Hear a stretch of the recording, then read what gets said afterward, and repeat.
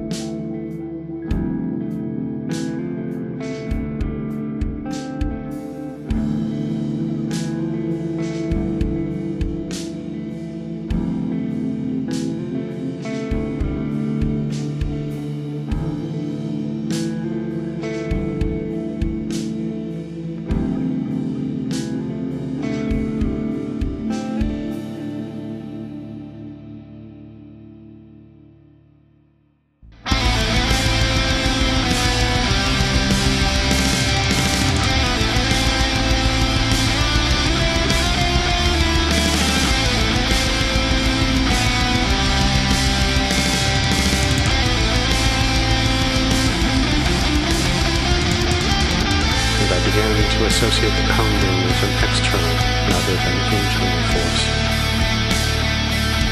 The falling ceased also, giving place to a sensation of uneasy, temporary rest. And when I listened closely, I fancied the pounding was that of a vast, unscrupulous sea, as its sinister, colossal breakers lacerated some desolate shore after a storm of titanic magnitude. Then I opened my eyes. For a moment, my surroundings seemed confused.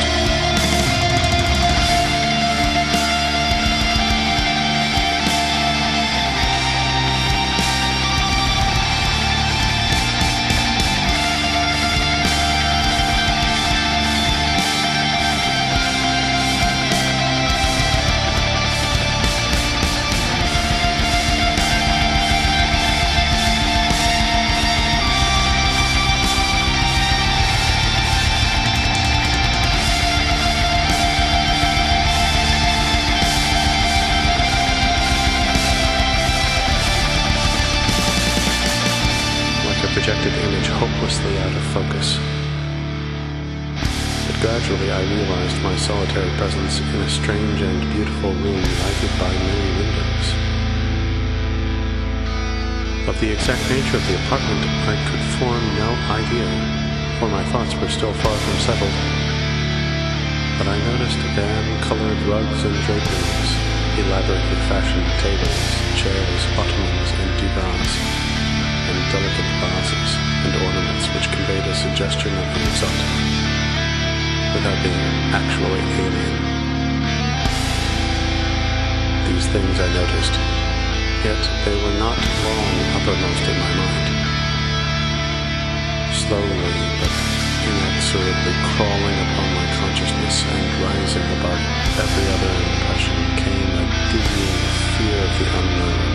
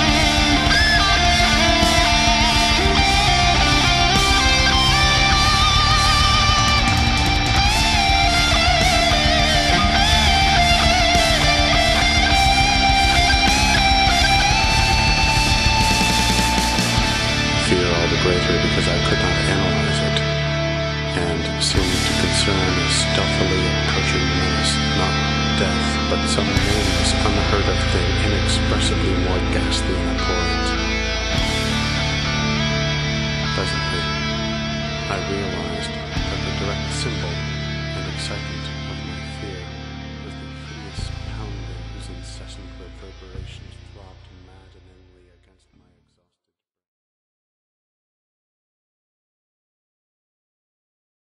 brain.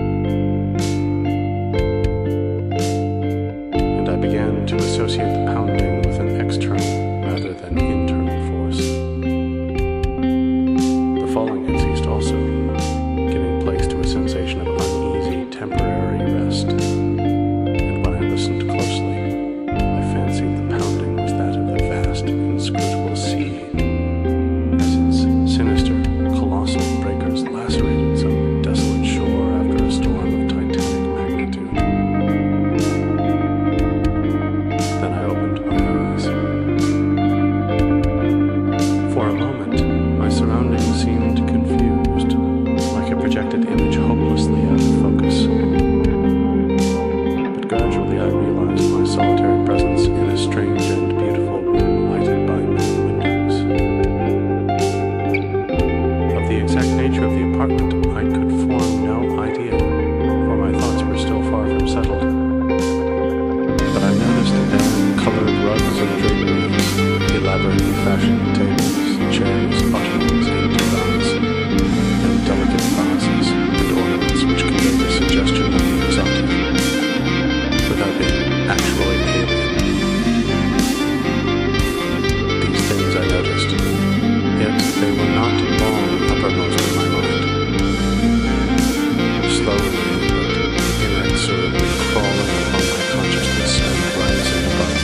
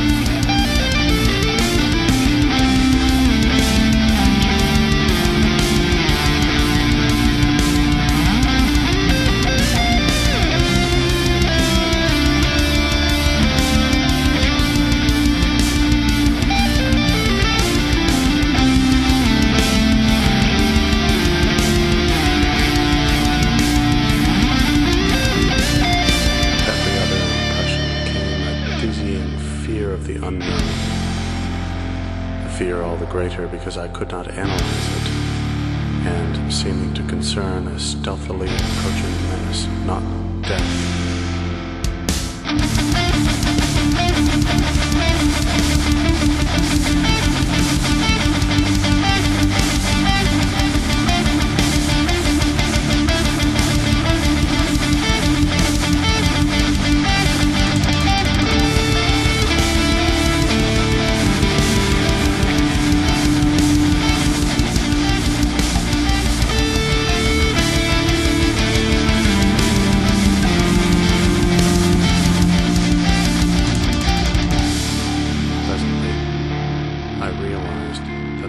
Symbol and excitement of my fear was the hideous pounding whose incessant reverberations throbbed maddeningly against my exhausted brain.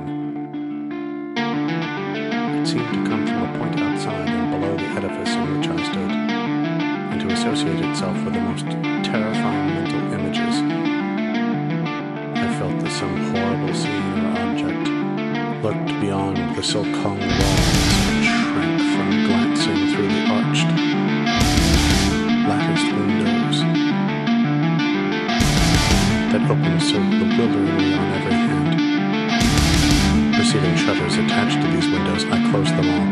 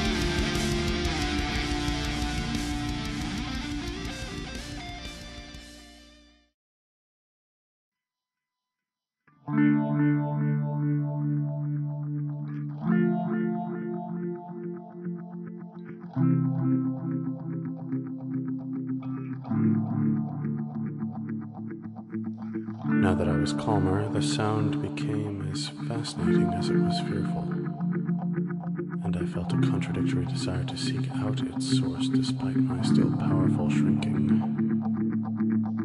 Opening a portiere at the side of the room nearest the pounding, I beheld a small and richly draped corridor ending in a cavern door and large oriel window. To this window I was irresistibly drawn, though my ill-defined apprehension seemed almost equally bent on holding me back.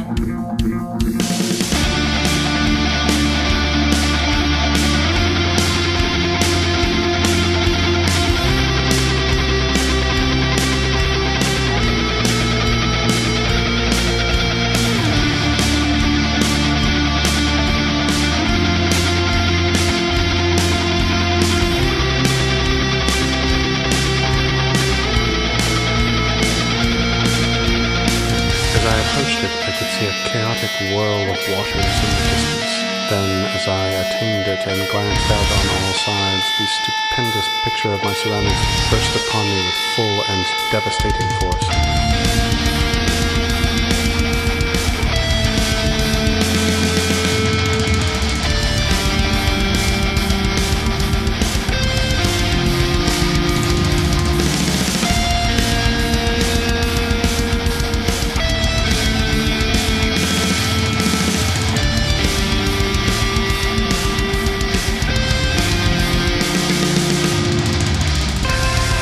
Such a sight as I had never beheld before, and which no living person can have seen, save in the delirium of fever, or the inferno of opium.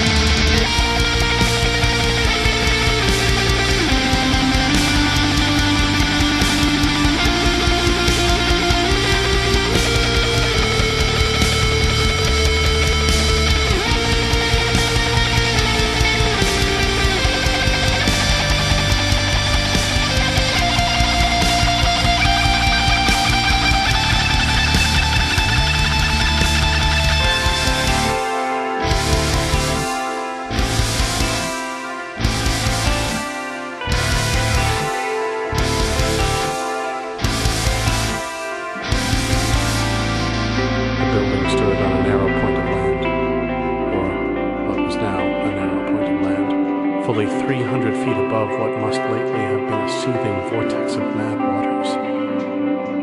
On either side of the house, there fell a newly washed-out precipice of red earth, whilst ahead of me the hideous waves were still rolling and frightfully eating away the land with ghastly monotony and deliberation. Out a mile or more there rose and fell menacing breakers at least 50 feet in height, and on the far horizon ghoulish black clouds of grotesque contour were resting and brooding, like unwholesome vultures. The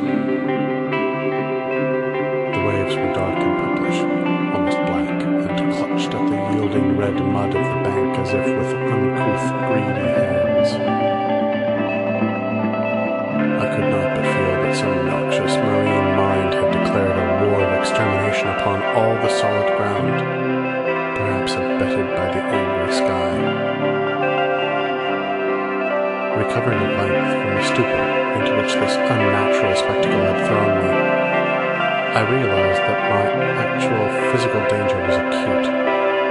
Even whilst I gazed, the bank had lost many feet, and it could not be long before the house would fall, undermined into the awful pit of lashing waves. Accordingly, I hastened to the opposite side of the edifice and, finding a door, emerged at once, locking it after me with a curious key which had hung inside. I now beheld more of the strange region about me, and marked a singular division which seemed to exist in the hostile ocean.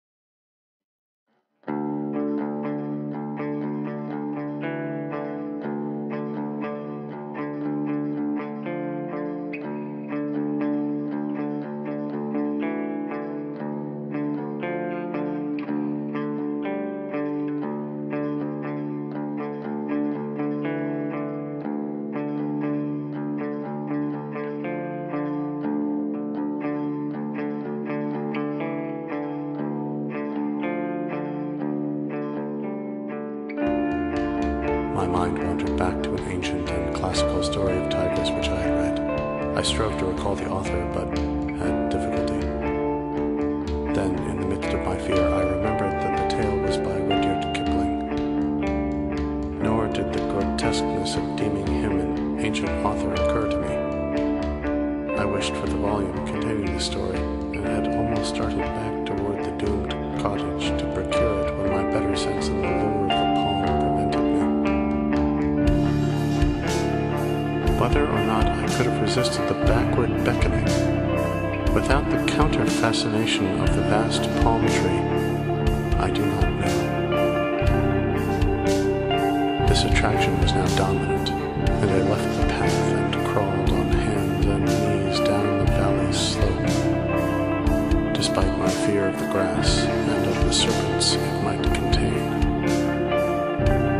I resolved to fight for life and reason as long as possible against all menaces of sea or land, though I sometimes feared defeat as the maddening swish of the uncanny grasses joined the still audible and irritating pounding of the distant breakers. I would frequently pause and put my hands to my ears for relief, but could never quite shut out the detestable sound.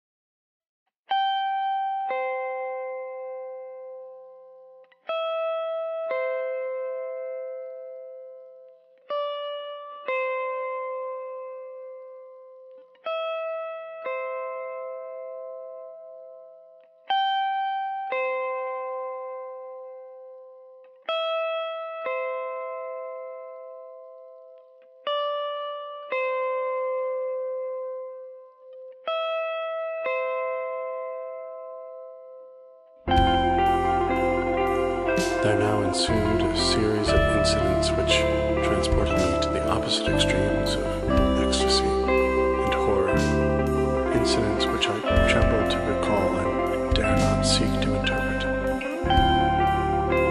No sooner had I crawled beneath the overhanging foliage of the palm than there dropped from its branches a young child of such beauty as I never beheld before. Though ragged and dusty, this being bore the features of a faun or demigod, and seemed almost to diffuse a radiance in the dense shadow of the tree. It smiled and extended its hand, but before I could arise and speak, I heard in the upper air the exquisite melody of singing. Notes high and low blent with their sublime and ethereal harmoniousness. The sun had by this time sunk below the horizon, and in the twilight I saw an aureole of lantern light encircle the child's head. Then in a tone of silver it addressed me. It is the end. They have come down through the gloaming from the stars. Now all is over. And beyond the Aranurian streams we shall dwell blissfully in Teloe.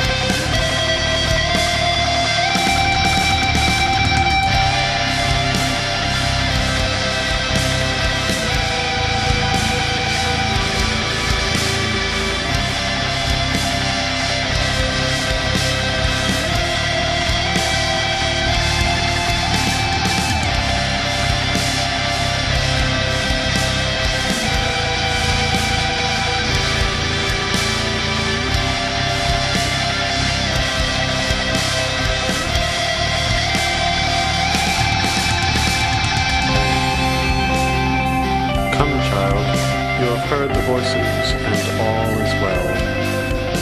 In Teloe, beyond the Milky Way and the Aranurian streams, are cities, all of amber and chalcedony, and upon their domes of many facets glisten images of strange and beautiful stars.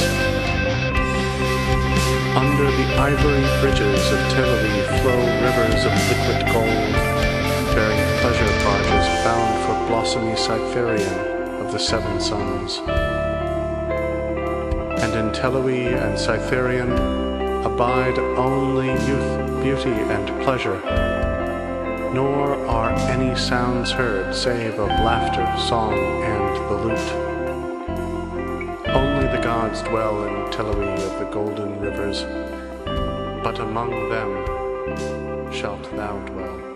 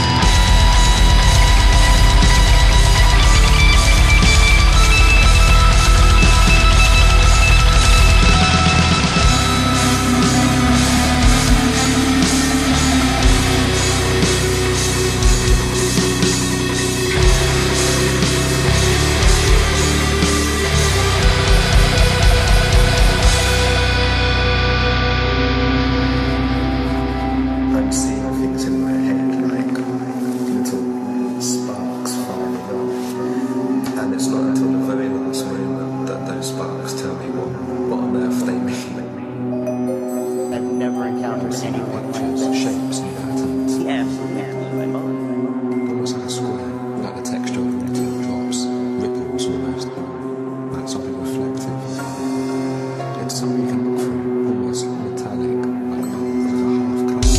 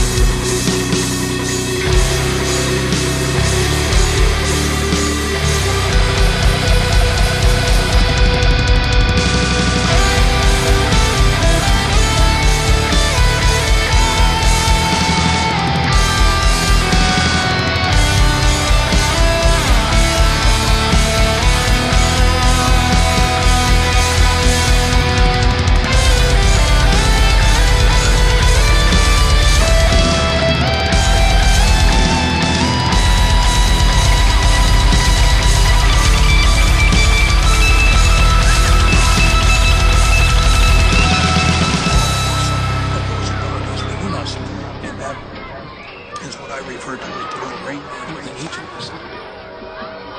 What I do is I don't think it's genuinely something that can't be explained.